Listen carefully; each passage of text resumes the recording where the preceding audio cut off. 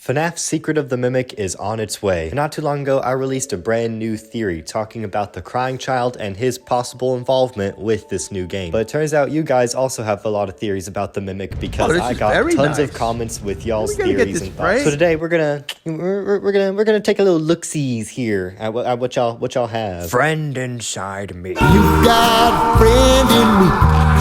You are undoubtedly the embodiment of talent, and I'm convinced that Jackie is the springlock suit we wear on Night 4 of Sister Location, and in my opinion, we play as Henry Emily in Secret of the Mimic. Now, I could definitely see Jackie as being the Night 4 animatronic. In fact, the more I think about it, the more I think that's probably the case. Not only is it really weird the connection that Jackie has to Sister Location in the new Help Wanted 2 update, but it also seems like lately in the lore, Scott's been having a lot of fun kind of going back to little unanswered or really unimportant questions and suddenly giving them more story importance and meaning. We see it with the Bonnie Bully appearing after his little 8-bit figure sprite was there in FNAF 4. All of a sudden, he now has such a big presence in these new game releases. And so I could definitely see him doing the same thing with this unsolved mystery from Sister Location. So fuck yeah, Mohammed, I bet that suit from Night 4 of Sister Location could very well be Jackie. Tristan asks, how did William's code get inside of the circus baby chip? For those of y'all who don't know, this is a callback to essentially a theory that I really believed in, that John FNAF talked a lot about in the past, that essentially means that the Mimic, before he had a physical form or before he was even glitch trap, he was nothing but code in this specific chip on this specific night of Sister Location that you take out of circus baby. And as for how William's code got in there, I actually don't think William is in that code at all. If that truly is the Mimic chip, then naturally it's meant to mimic things. Yeah, no fucking shit. And whenever that chip gets imported into the Help Wanted VR game, it sees all of the horrible, horrendous shit that William Afton did, and it just begins mimicking him. This ain't mimicking me! And so I don't really think that William Afton is necessarily in that chip or is possessing the chip. I just think that the chip is mimicking William Afton. Yes, I'm so happy more people are talking about the possibility of Cassie going through a villain arc. It would be so cool, and it would be the perfect excuse to bring Vanny back without having to retcon anything about Vanessa. I really hope Cassie becomes Vanny 2.0.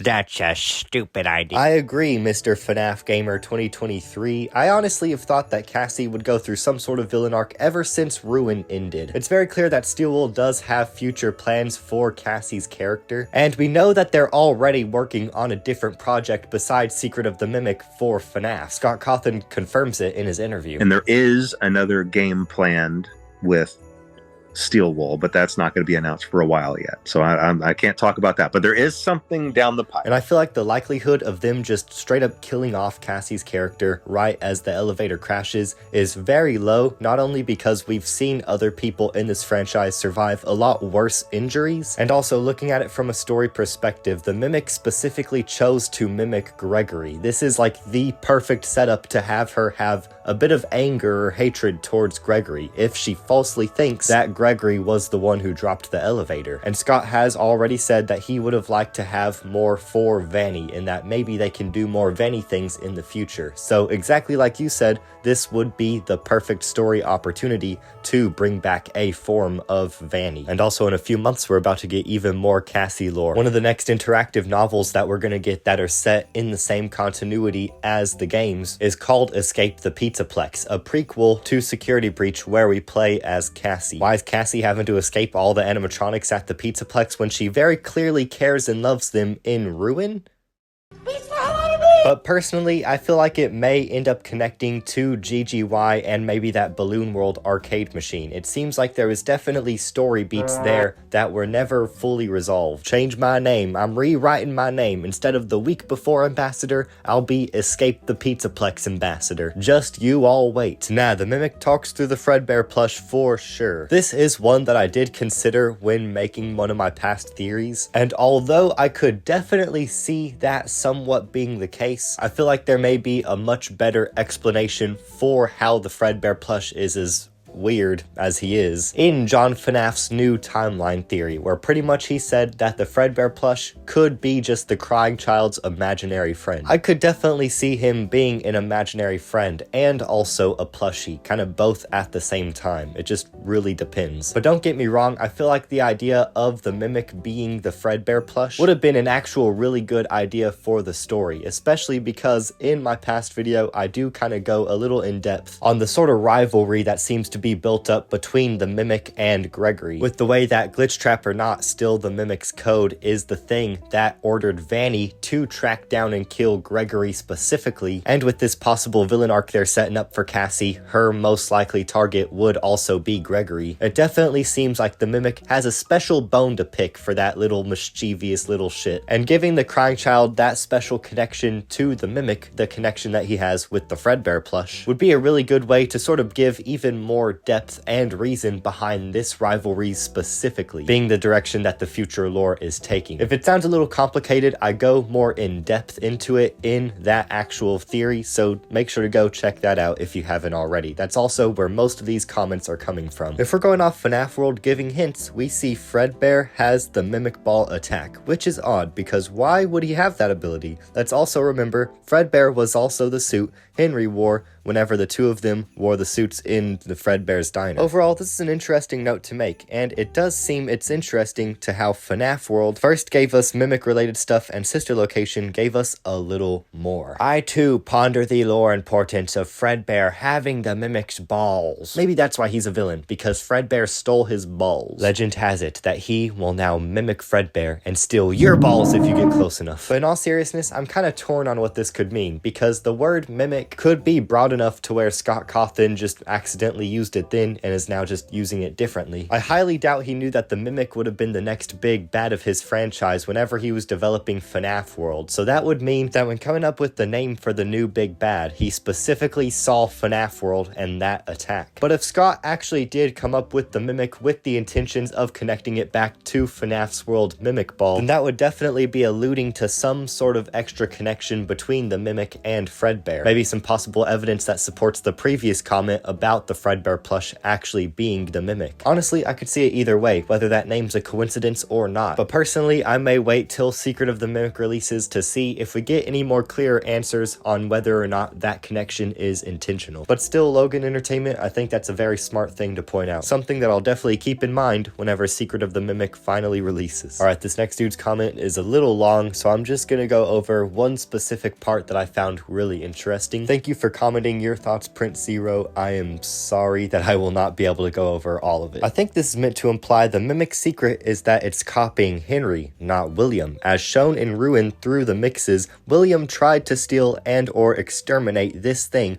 but couldn't fully. I find it likely this is due to the Mimic doing something terrible, maybe burning down Fallfest, which helps lead William's dark future post losing the crying child. Maybe the Shakespeare quote is more about people forgetting the good William did while he was alive, now overshadowed by the evil of the man behind the slaughter. Holy shit, would that be an interesting way to take the story. And as out there as it sounds, I do think that there's a possibility that this could be the case. Although I don't think that William Afton developed the Mixes program with the Blue Bunny, because, I mean, Blue Bunny and Bonnie and all that's usually associated with Cassie's dad, plus he was an engineer or like a Fazbear technician at the time. If anybody would have been able to program that, it would have been him. But also, Steelwool did say that the physical part of the Mixes hardware was meant to purposely look like an old supercomputer. And so William Afton definitely isn't out of the realm of possibilities on who originally built the Mixes, even if he wasn't the one who developed the Blue Bunny program and all that. Definitely seems like the new games in Steelwool has really been contrasting all of the past games we got, whereas all the past games had a lot of death and half the characters you wouldn't even meet until after the fact that they were dead. These new games are almost like the opposite. Like, now we are having a little bit more linear of a story where we're genuinely having characters such as Gregory and Vanessa who are surviving from game to game. It really seems like while Scott's FNAF games had sort of the theme of death in a way, Steel Wool is sort of contrasting that with their theme being almost like rebirth. So it would definitely be cool to take that idea of contrasting the past lore to the fullest extent and even say, hey, you know what, William Afton, he was actually a nice guy at once. We're gonna explore the nice side of him. So much of the FNAF lore, especially in the past, has dealt with subverting our expectations. So this would be yet another really interesting way to sort of pull the rug under the whole fan base's legs. That's definitely one of those things that is so out there and crazy that it just may be true for the FNAF lore. Alright, these next comments are gonna be from a different theory video I made fairly recently. In this other video, I talked about the canonicity of Tell's games, which is a lot more of a controversial topic, especially right now. It really seems like the FNAF fan base is almost having like a civil war on whether or not Tales from the Pizzaplex is canon or not. We really need Matt Pat or Lewis Dawkins to pull up with a top hat and a chin strap beard to make an emancipation proclamation for the fucking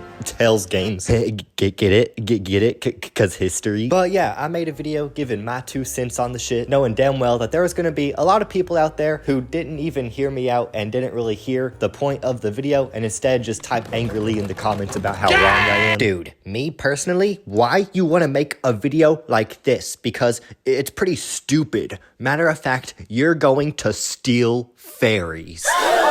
God damn it, you all caught me. I have a side hustle out of this whole YouTube gig. Kidnapping fairies. I have Tinkerbell locked up in a jar right next to me. And I would have gotten away with it too if it wasn't for you meddling kids. And after Jet is out, you probably have a fair. Show me personally going this not canon may be making kind of sense. But do you think they're still going to ignore you? You're right. I'm just a I'm a cotton-headed ninny muggins. Are you telling me this clown is a level 4 naughty lister? This is kind of off topic, but do you think Santa Claus just took one look at Hitler and was like, yeah, that guy, he sucked. He was a level 10 naughty lister. Level 4 naughty lister? I'm skeptical about Tell's games. I agree on the parallel, but if anything, Edwin parallels William's structure on family. They're awful dads, but it seemed like Edwin was remorseful for his actions towards David. There's also Edwin's reference in 5 Laps at Freddy's and MCM on Help Wanted 2, indicating the character exists in the game's timeline. It's a new character for sure.